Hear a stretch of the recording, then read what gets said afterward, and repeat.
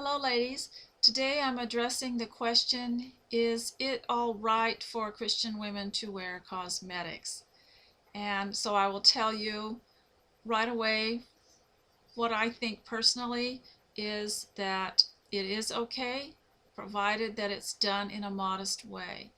And no doubt many of you are referring to the New Testament caution for women not to be ostentatious with uh, elaborate hairstyles and jewelry and riches and costly things, but to show the hidden ornament of the heart of a meek and gentle spirit, a quiet and gentle spirit. And so they some people have said from those verses that it means they can't have anything cosmetic, but I don't think that it's teaching that. I think it's teaching that the focus of your life should be on your spirit and not on showing off wealthy things. So I'm going to start out by saying that the first reference I can think of that I find in the Bible to cosmetics was Esther, who was given 6 months in cosmetics when she was becoming a queen. I'm not sure what those were. I haven't really researched it, and I suppose there's a certain amount of cosmetics that are used today, particularly in the East, in the Eastern countries, and the women apparently were quite well uh, versed in this. And so I'll just mention some things that I want to bring out about cosmetics and the use of cosmetics and what they should be used for. And number one, I would say, is for coverage, to cover blemishes and things that would be offensive, open sores and things that would be offensive to other people, and to think about what other people have to look at when they look at you. And so I think it's pretty unfair to make young people go around with open sores and troubled skin that they're not allowed to cover up, when today there are so many things available, and there were available in the past too, of things that can cover up and heal at the same time. Psoriasis and rosacea, and also that it should be used as a mark of refinement. In other words, to refine the skin, to refine the look, and take away roughness, the feeling and the look of roughness, and to give a healthy glow to your skin, no matter what your age. And I know it's referred to sometimes as a youthful look.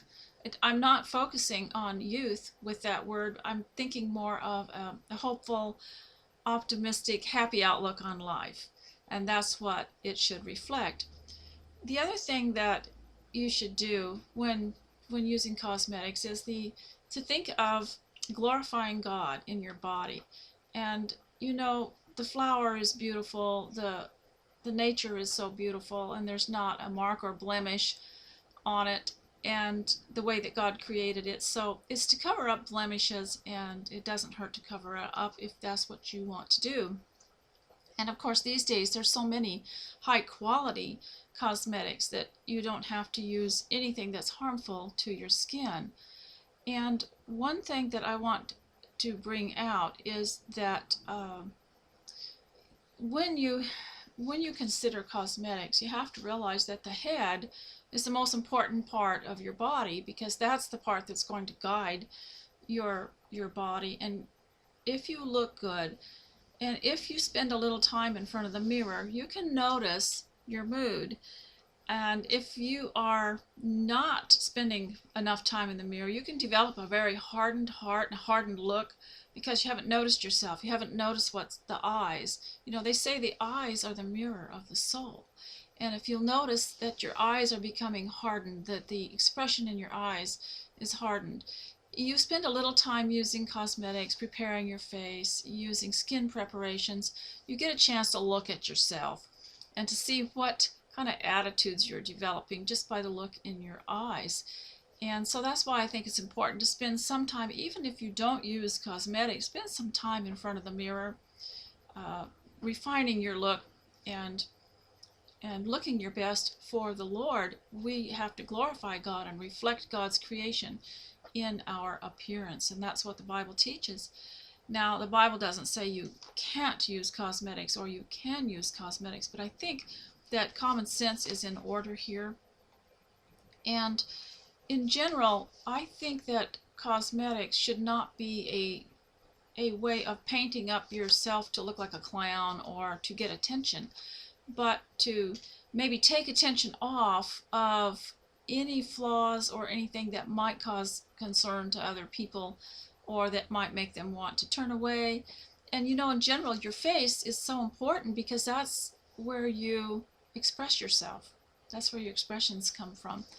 When you get out of the car and you're in the parking lot at a grocery store and you look around at people, I'm sure you're not looking at their feet. You're looking at their heads. They're looking at their faces. And so, because this is where we communicate with our eyes and our voice. And so we want to look like we're somewhat thrilled with life. We only have a short time to be here. It just goes so fast, doesn't it? Everything just went so fast.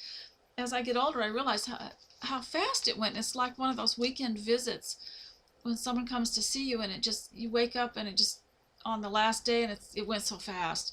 So that's the way life is. So the other thing I want to say about cosmetics is that they always should enhance your natural look. To go and get some training from a really good cosmetic counter or someone who sells really high quality cosmetics, and find out what the best colors are for you.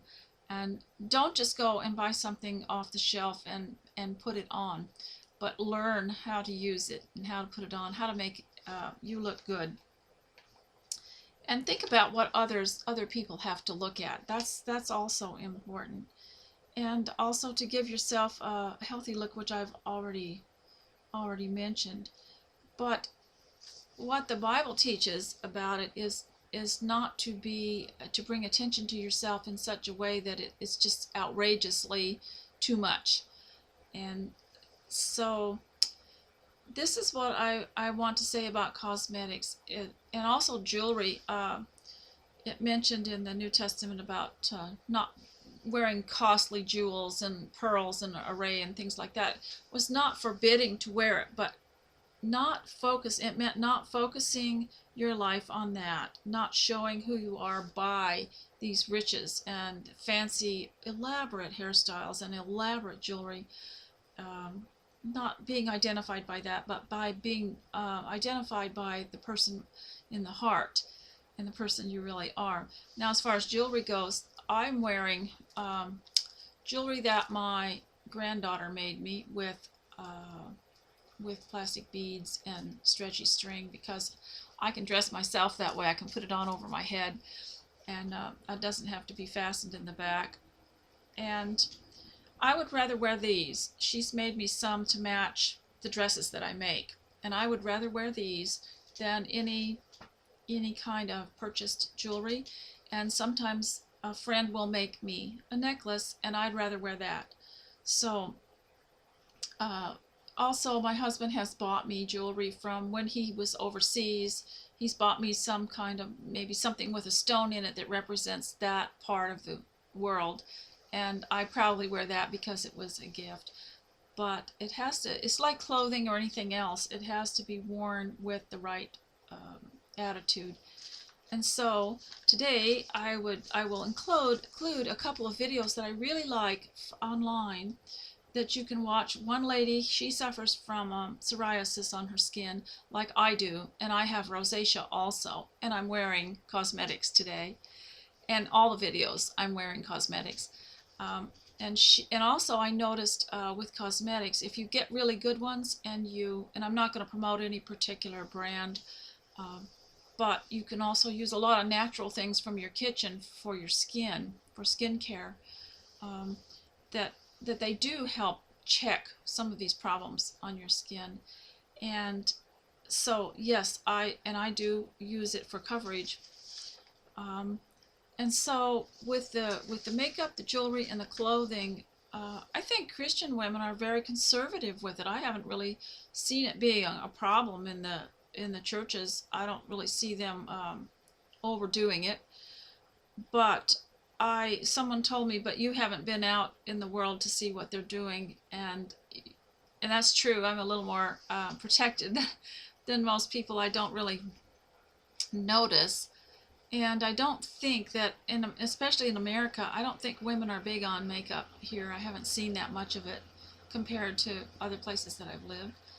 Sometimes you wish they'd use a little bit, and so I don't want to say that you can't use makeup, but on the other hand, everyone has to follow their own conscience and their own beliefs, and we still love each other and we respect each other for how they feel about it. For myself, I do wear cosmetics, and I hope I'm wearing them to the glory of God. My husband likes me to look pretty, and I remember when I was very ill with pregnancy one time, and I spent 3 months in my nightgown, and I was unable to hardly lift my head from the bed, and really let myself go. And then one day I felt better, so I got up and washed my hair and rolled it up and fixed it and put on some makeup. And my children, who were about 8 and 5, said, "Oh, Mommy, you're so pretty." And then I realized that I had spent 3 months making them